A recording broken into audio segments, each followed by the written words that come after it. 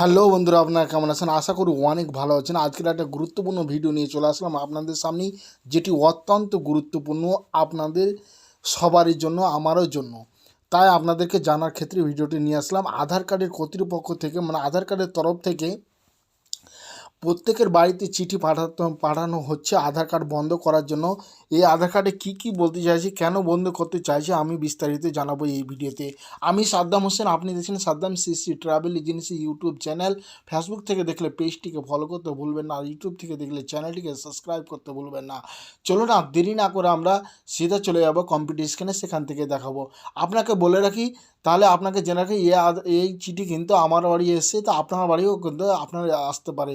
তো অবশ্যই আপনাকে গুরুত্বপূর্ণ সহকারে এই ভিডিওটি পুরো সম্পূর্ণ দেখবেন, তাহলে আপনি এই সমাধান আপনি নিজে নিজে করে নিতে পারবেন। চলুন তাহলে শুরু করি।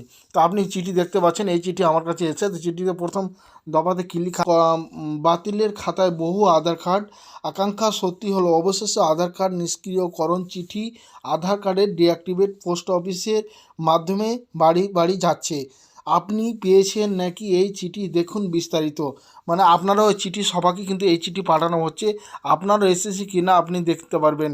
তো আপনাকে আরও কি বলছে, এই খবরে আরও কি বলছে আপনাকে পড়ে শোনাচ্ছি। সাম্প্রতিক এই চিঠি অনেকে বাড়িতে পৌঁছে যাচ্ছে। এই চিঠি আধার কর্তৃপক্ষের তরফ থেকে পাঠানো হচ্ছে, জানেন, ভিত্তিতে রিজিনাল অফিসে, রিজিনাল অফিসের ক্ষেত্রে পশ্চিমবঙ্গ রিজিনাল অফিসে হয়ে ঠিকানা হচ্ছে। মানে আপনাকে এই যদি চিঠি যদি আসে, এই চিঠিতে কিন্তু আপনাকে পশ্চিমবঙ্গ রিজিনাল অফিসে কিন্তু এই চিঠি ওখান থেকে ঠিকানা থেকে আসছে। ইউআইডি আঞ্চলিক কার্যক্রম রাঁচি, ইউআইডিআই আঞ্চলিক কার্যালয়, ফার্স্ট ফ্লোর, এটি মানে একটা অ্যাড্রেস দিয়েছি, এখান থেকে সবগুলো চিঠিগুলো আসছে, মানে আধার কার্ড বন্ধ করার জন্য।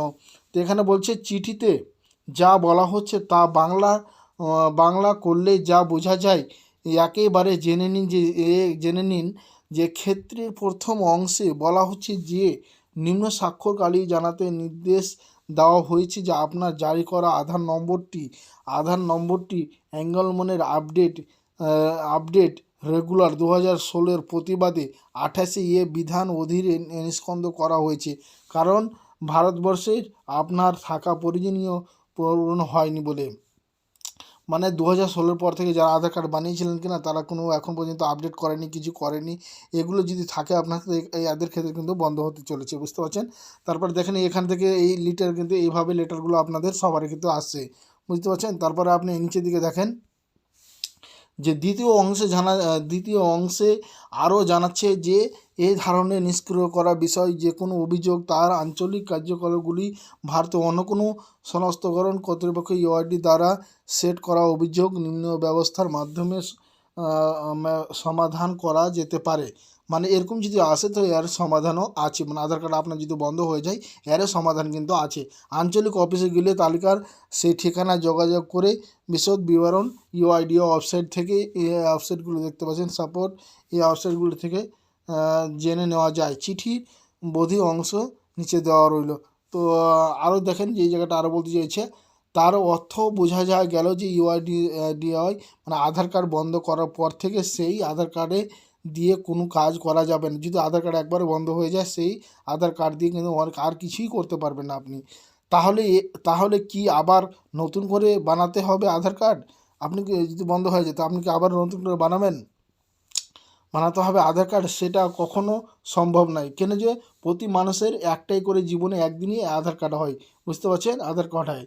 কারণ এই জন্য ব্যক্তির নামে আধার কার্ড হয়, একেবারে ইস্যু হয়ে থাকে। তাহলে এই ধরনের নিষ্ক্রিয় করা চিঠি পেয়ে কী করতে হবে, মানে যদি আপনি এভাবে ধরনের চিঠি পান, তো আপনি কি করবেন, সেই চিঠির নিচের দিকে আপনাকে চলুন দেখাচ্ছি।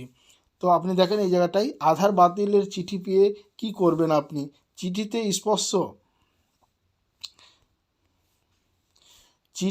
স্পষ্ট বলা রয়েছে যে আপনি ফের এই সক্রিয় করতে চান, তাহলে আঞ্চলিক অফিসে যোগাযোগ করতে হবে। অর্থাৎ এই ধরনের চিঠি ইস্যু হয়ে গেলে আর কোনো লোকাল আধার সেন্টারে বা ব্যাংক পোস্ট অফিসে গিয়ে করা যাবে না, মানে আর কিছু করতে পারেন। চিঠি যদি একবার চলে আসে আর কিছু করতে পারবেন না। তাহলে আপডেটে তার যোগাযোগ করতে হবে তার নিজের রাজ্যের রিজিনাল অফিসে, মানে সব জায়গাতে নিজের নিজের রাজ্যের একটা রিজিওনাল অফিস আছে, সেই অফিসে গিয়ে যোগাযোগ করতে হবে। এছাড়া আপনার টোল ফ্রি নাম্বার 1947-এ কল করে জেনে নিতে পারবেন বিপজ্জনক, মানে জেনে নিতে পারবেন বিশেষদের, মানে বিশেষ কিছু যদি জানার থাকে সেখান থেকে 1947 থেকে জানতে পারবেন। ইউআইডিআই ইন্ডিয়া দ্বারা অর্থ পরিষেবা কেন্দ্রগুলি এই ইনচার্জ দেওয়া অনুমতি সময় 10 বছর, মানে আপনি এই জায়গাটা পুরো ভালো করে মন দিয়ে শুনেন, না শুনলে কিন্তু না বুঝলেও কিন্তু অসুবিধা হবে আপনারই।